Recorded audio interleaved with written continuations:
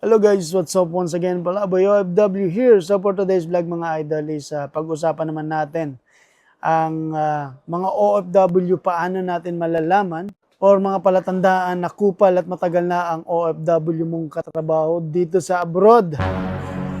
So syempre ganito yan, hindi lahat ng matagal sa work, mabait, may iba dyan, matagal na pero kupal na. Hindi ko nila lahat kung tinamaan ka, sorry. Sorry mga lods.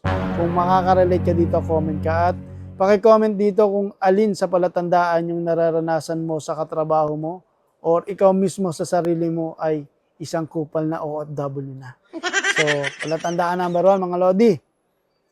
Sabi dito, laging may linyang matagal na ako dito.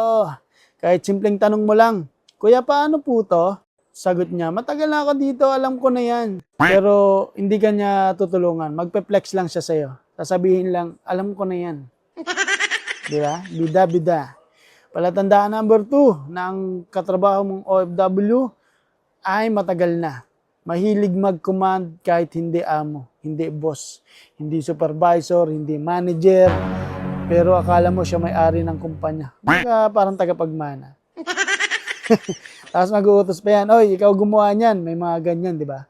Dapat ganito ginagawa. Ganyan yung mga matatagal na OFW. Pero siya, nakatayo lang, nakatingin sa inyo, nagmamasid. Walang ginagawa, petics, kumbaga. Ito pa, ang palatandaan number 3, na ang katrabaho mong OFW ay matagal na sa kumpanya. Ayaw sa mga bagong OFW. Ewan ko kung lahat pero karamihan dito, may mga ganitong ugali. Hindi ko nila lahat pero may mga ganitong attitude dito sa sa abroad. Pag may bagong dating na OFW, tahimik siya pero mamaya may maririnig ka na hindi maganda. Usually na-experience ko to nung nasa yung nasa fast food ako yung unang company ko dito sa Kuwait.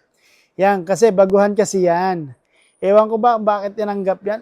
Bago nga Tsaka nasa training pa siya kaya talagang magkakamali. Kaya nung baguhan ka, kung tatanungin mo, parang parehas lang kayo ng pinagdaanan, di ba?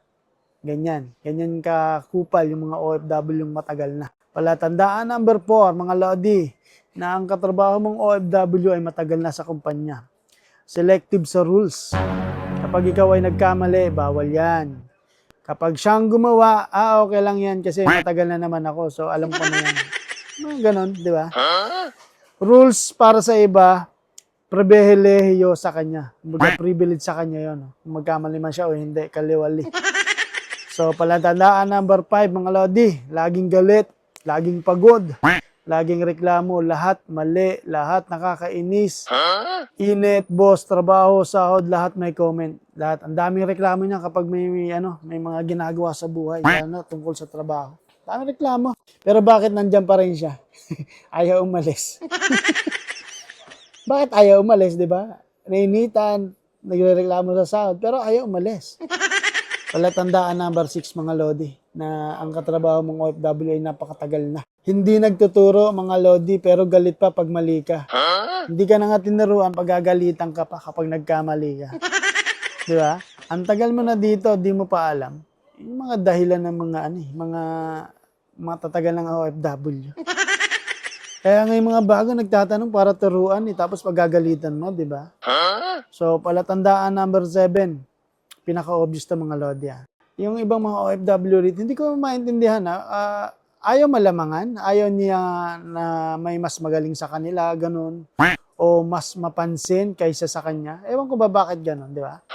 Kaya imbis na tumulong, hinihila ka nila pababa. May mga ganyan attitude. Hindi ko nila lahat pero may mga ganyang attitude dito ng mga OFW abroad. So, yun lang mga lods. Kung may nakikita kang ganyang palatandaan sa kumpanya mo, please comment down below. Hindi porke matagal ka na sa abroad, may lisensya ka nang maging kupal, di ba? Kung veterano ka, dapat ikaw ang unang umintindi. At kung baguhan ka na nakaka-encounter ng ganito, tahimik ka lang, mag-observe ka at galingan mo. Darating ang panahon mo. Pero huwag ka maging kupal. So, yun lang mga lods. Palaboy OFW here. So, please comment down below kung mayroon kang katrabahong ganito na matagal na. Alright?